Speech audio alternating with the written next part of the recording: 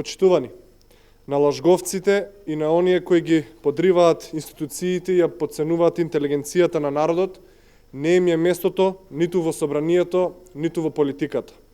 Народот рекол: кој лаже, тој и краде. Зоран Заев беше фатен и пријавен за обид да изнуди и украде пари од струмички бизнисмен. Сега аболицираниот криминалец, по кој знае кој пат, е повторно фатен во лага. Лага со која сака да избега од кривичната одговорност за криминалот што го вршал. Аболицираниот криминалец Зоран Заев бесрамно го лажеше судот, ги лажеше медиумите, ја лажеше јавноста.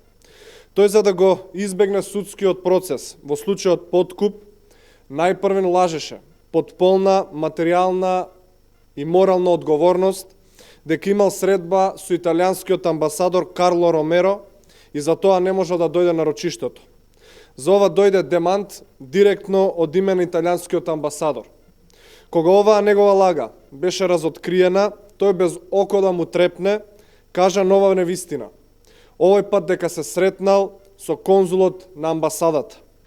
Во овој случај самата амбасада го демантираше тоа. Вистината на крајот покажа дека Зоран Заев неоправдано го одложувал своето појавување во судот, затоа што наводно имал некаква средба со извесен Стојан Витанов, лице што не е вработено во италијанската амбасада. Амбасадата информираше дека ова лице е само ангажирано без финансиски надоместок во амбасадата како кореспондент. Тој не е вработен, ниту е репрезент на амбасадата. Нема никаква моќ. Дури и оние ограничените што ги припишуваат на конзулите или на заменик почесните конзули. Аболицираниот криминалец влегува во серија лаги и тоа не ни изненадува, бидејќи кој краде, тој лаже. Тој покажа дека после случајот Глобал, тежок 8 милиони евра, аболицијата од Црвенковски за него е само поттик да продолжи со криминал, бидејќи смета дека не одговара како и останатите граѓани пред законите на оваа земја.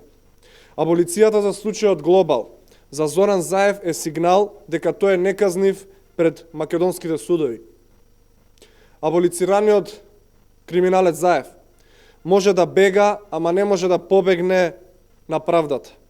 Тој ќе одговара пред судот за изнудата од типот 1 евро за црквата, 1 евро за вицето. И за тоа нема да му помогнат ниту никакви средби со кафе кувари, портири и шофери. Криминалци како Зоран Заев ќе се соочат со правдата порано или подоцна.